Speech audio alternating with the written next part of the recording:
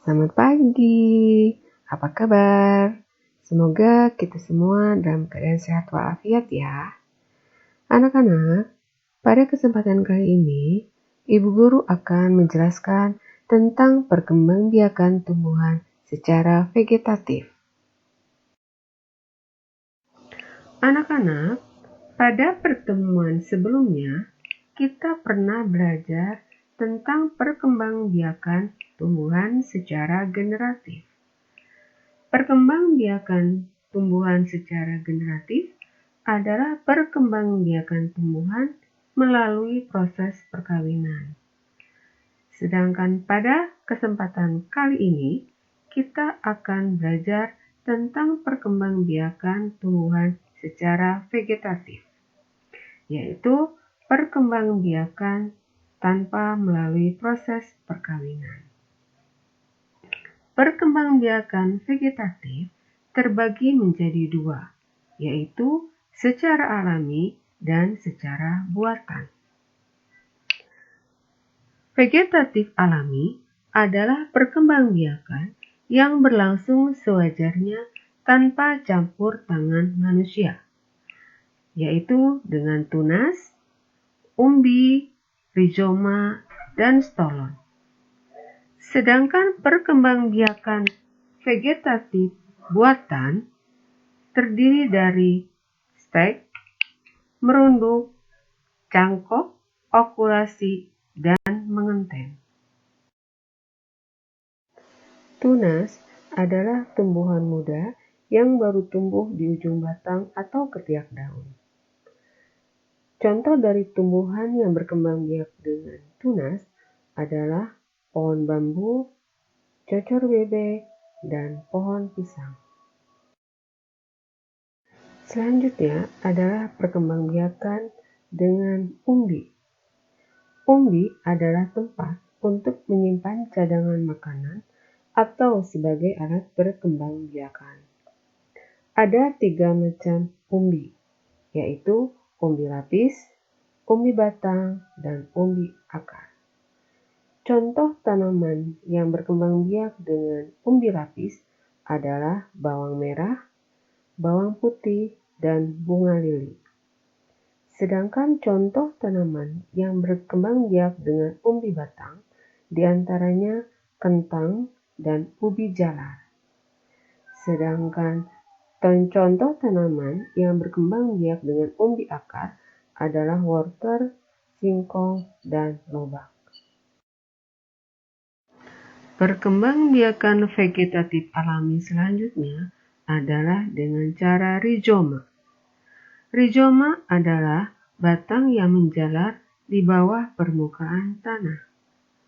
Contoh tanaman yang berkembang biak dengan rizoma adalah jahe, lengkuas, kunyit, dan temulawak. Sedangkan perkembangbiakan vegetatif alami yang terakhir adalah dengan geragi atau stolon, yaitu batang yang menjalar di atas permukaan tanah. Tanaman yang berkembang biak dengan stolon atau geragi antara lain arbei, pegagan, dan rumput teki. Bahasan berikutnya adalah tentang vegetatif buatan. Yang pertama adalah dengan cara stek. Stek adalah perkembangbiakan dengan menggunakan bagian tanaman tersebut. Batang dari tanaman tersebut dipotong, kemudian ditanam di dalam tanah yang lama-kelamaan akan muncul akar dari batang tanaman tersebut. Contoh dari tanaman yang berkembang biak dengan stek adalah singkong. Cara perkembangbiakan vegetatif buatan selanjutnya adalah merunduk. Merunduk adalah perkembangbiakan dengan membengkokkan sebagian cabang, kemudian membenamkannya ke dalam tanah. Perkembangbiakan vegetatif selanjutnya adalah dengan cara mencangkok. Mencangkok bertujuan agar tanaman cepat berbuah dan mempunyai sifat yang sama dengan induknya. Mencakup dapat dilakukan melalui 5 tahapan. Yang pertama, memilih dahan. Yang kedua, kemudian mengelupas dahan. Yang ketiga, membersihkan kambium dari batang. Yang keempat adalah dengan menyelimuti batang yang sudah dikelupas dengan tanah dan menyiraminya secara teratur. Apabila sudah muncul akar, maka batang tersebut dapat dipotong kemudian ditanam di dalam tanah. Selanjutnya adalah okulasi atau menempel, yaitu perkembangbiakan dengan cara menempelkan tunas pada batang tanaman sejenis yang akan dijadikan induk. Dan yang terakhir adalah perkembangbiakan dengan cara menyambung atau mengentil. Perkembangbiakan ini dilakukan dengan cara menggabungkan dua sifat unggul dari individu yang berbeda.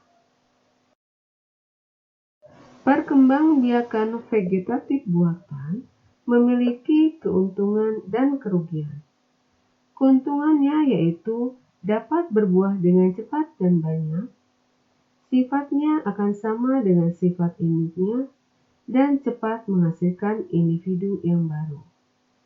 Sedangkan kerugiannya adalah tanaman tersebut mudah terserang hama penyakit, akarnya lemah, dan tumbuhannya pendek. Demikianlah pembahasan kita hari ini tentang perkembangbiakan tumbuhan secara vegetatif.